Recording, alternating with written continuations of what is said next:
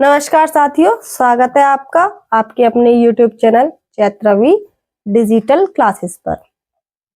आज की जो कक्षा रहेगी वो केवल कक्षा 10 के लिए रहेगी, क्योंकि जो कक्षा 10 का हिंदी का जो पेपर है आपका 24 फरवरी का है और उसमें एक जो भाग आता है वो आता है संस्कृत का, हिंदी में ही।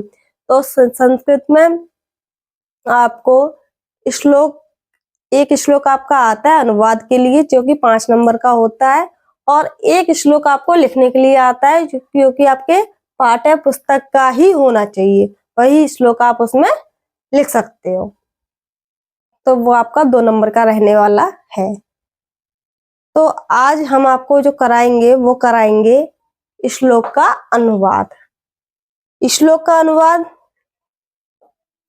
तो सबसे पहले जब हम अनुवाद के लिए करना होता है, हमें अनुवाद करना होता है, तो हम क्या करते हैं, हम लिखते हैं सबसे पहले संदर्भ। तो संदर्भ में हमें क्या लिखना होता है, संदर्भ का सीधा सीधा सा रहता है कि आप ये श्लोक हमारे पाठ्य पुस्तक हिंदी संस्कृत भाग संस्कृत से लिया गया है, जो कि किसकी है, वो है अतियोक्ति विलास, अनियोक्ति विलास। एक शब्द याद रख लो, अनियोक्ति विलास, इस वाले श्लोक के लिए। आ गई आपको बात समझ में?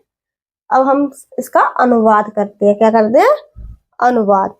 अनुवाद में देखिए, हम किसी भी चीज का, चाहे वो कोई भी भाषा हो, हिंदी हो, इंग्लिश हो, संस्कृत हो, फारसी हो, तो जब हम अनुवाद करते हैं तो सबसे पहले हमें उन शब्दों के मतलब पता होने चाहिए, तभी हम अनुवाद कर पाते हैं।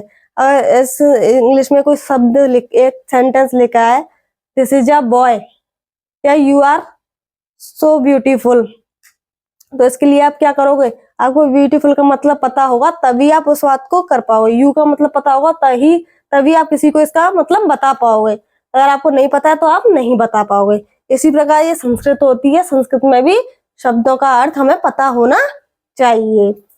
तो सबसे पहले हम देखते हैं शब्दों का अर्थ।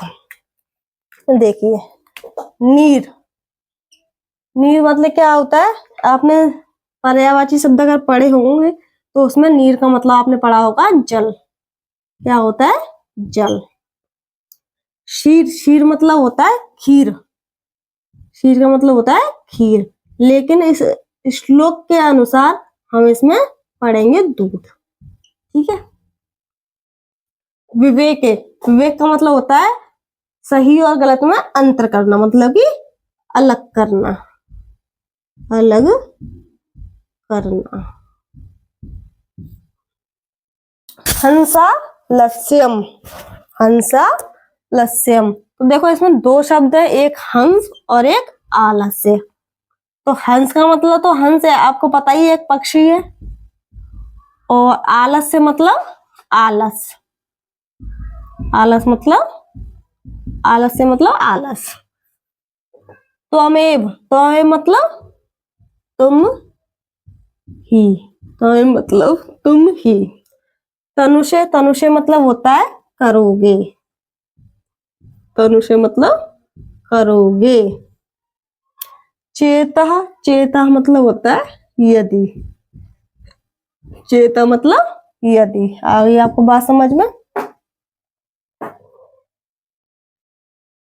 इसमें देखिए 4 शब्द है। देखो सबसे पहले हम देखेंगे विश्व, अस्मिन्, अधुना, अधुना और अन्य।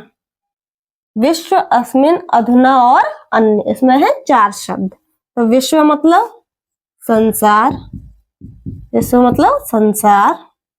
अस्मिन् मतलब होता है इस। अधुना मतलब अब। अन्य मतलब दूसरा। अन्य मतलब दूसरा। कुलवृत्तम। कुलवृत्तम मतलब कि कुल धर्म।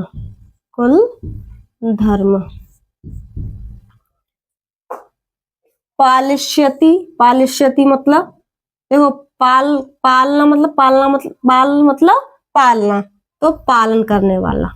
पालन इष्यति लग रहा है, मतलब ये भविष्य काल में पहुंच गए तो क्या होगा, करेगा। तो कह मतलब कौन, कह मतलब कौन। आ गई आपको इतनी बात समझ में। नीर शीर विवेके हंसालस्यम त्वमेव तनुषे चेता विश्व अस्मिन् अधुनान्य कुलवृत्तम पालिष्यति कह। अब आपने इसका पूरी तरीके से हर शब्द का अर्थ देख लिया है कि हर शब्द का अर्थ क्या क्या है।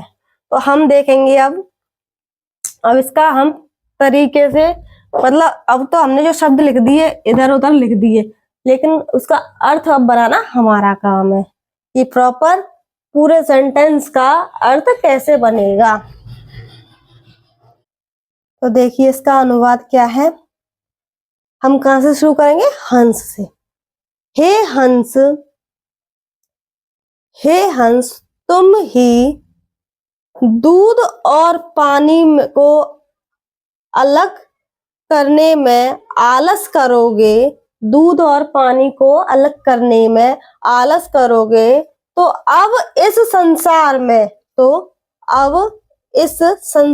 में दूसरा कौन अपने कुल की मर्यादा का पालन करेगा। एक बार और देख लीजिए। हे हंस, यदि तुम ही जल और दूध में अंतर करने में, अलग करने में आलस करोगे, तो दूसरा कौन अपने कुल की मर्यादा का पालन करेगा। आपको आगे बात समझ में। इसका अनुवाद आपको मैंने बहुत एक एक शब्द के अनुसार कराया है, तो आपको समझ में आना चाहिए। और ये आप 5 नंबर का आप छोड़ के नहीं आओगे अगर यही वाला आता है तो, और ये वाला ज्यादातर आता ही आता है। इसीलिए इसमें यही बताया है कि हमें सही और गलत के लिए या फिर कोई भी निर्णय लेने के लिए हमें आलस नहीं करना चाहिए। जहां सबसे बड़ी बात है, आलस तो हमें कहीं भी नहीं करना चाहिए। जहां आलस है वहां कुछ भी नहीं है। इसीलिए हमेशा एक्टिव रहना चाहिए और आलस को पीछे छोड़ देना चाहिए। आज के लिए इतना ही, और ये आने की संभावना अधिक से अधिक है, तो आप इसको जरूर से जरूर देखें और दोस्तों के साथ शेयर भी करें। आज की कक्षा यही समाप्त होती है। कल मिलते हैं अगले श्लोक के साथ। आज के लिए धन्यवाद।